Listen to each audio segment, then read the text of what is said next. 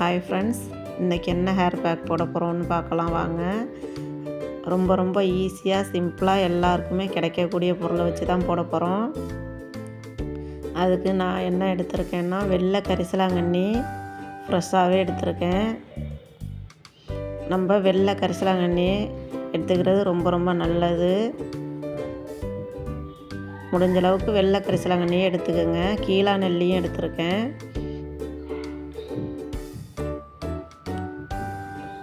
கற்பூரவள்ளி இலை 4 பீஸ் எடுத்திருக்கேன்.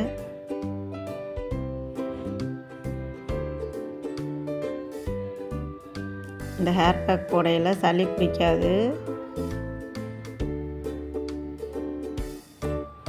நல்லா ஸ்கால்ப்பை க்ளீனாக வச்சுக்கும் கற்பூரவள்ளி இலை. இந்த வெள்ளை கரிசலாங்கண்ணி நல்லா பிளாக்காக இருக்கும். ஹேர் நல்லா வளரும். இயற்கையாகவே கருமையை குடிக்கக்கூடிய தன்மை இருக்குது. இந்த ஒரு கீழா நெல்லி நல்லா ஸ்கேல்ப்பை ஸ்ட்ராங்காக நல்லா ஸ்ட்ரென்தன் பண்ணி கொடுக்கும். 3யுமே எடுத்து நல்லா வாஷ் பண்ணி மிக்ஸியில் சேர்த்து நல்லா அரைச்சி ஃபில்ட்ரு பண்ணி எடுத்துக்கோங்க.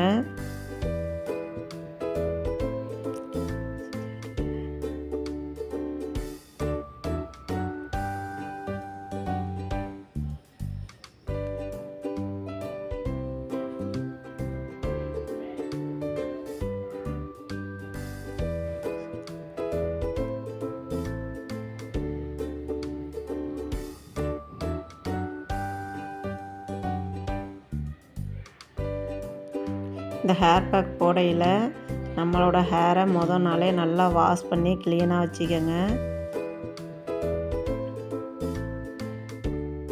ஆயில் அப்ளை பண்ண தேவையில்லை. இந்த ஹேர் பேக் போட்டு ஹேர் வாஷ் பண்ணிவிட்டு வந்து பார்த்தோம்னா நம்மளோட ஹேர் நல்ல ஒரு பிளாக்காக கருமையாக இருக்கும். நல்லா பளபளப்பாக ஷைனிங் லுக் கொடுக்கும்.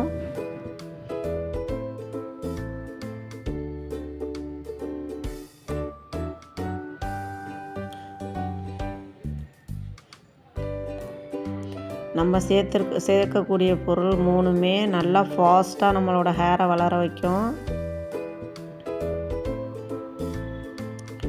1/2 லெமன் எடுத்துக்கோங்க.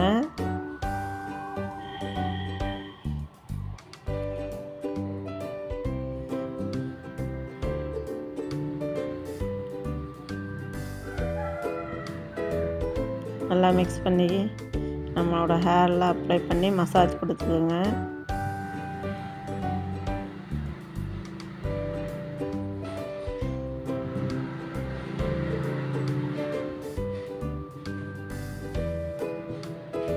இந்த ஹேர் பேக் ரொம்ப எஃபெக்டிவானது.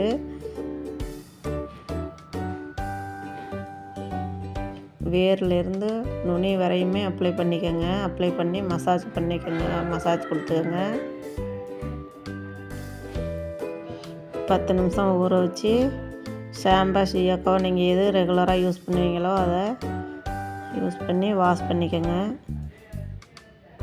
நல்லா தண்ணியில் டைலூட் பண்ணி லைட்டாக ஷாம்புனா சும்மா கொஞ்சமாக சேர்த்துக்கோங்க, அதிகம் தேவையில்லை.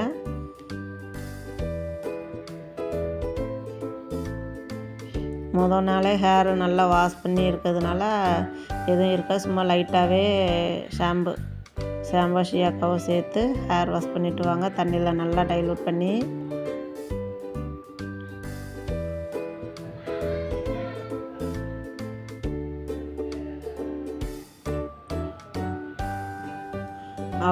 இந்த வெள்ளை கரிசலாங்கண்ணி போடையிலலாம் நான் ஹேர் ஆயில் அப்ளை பண்ணாமல் ஃப்ரெஷ்ஷான ஹேரில் தான் அப்ளை பண்ணி ஹேர் வாஷ் பண்ணுவேன். நல்லா பாருங்கள் எவ்வளோ ஒரு பிளாக்காக ஷைனிங் லுக் கொடுக்குதுன்னு.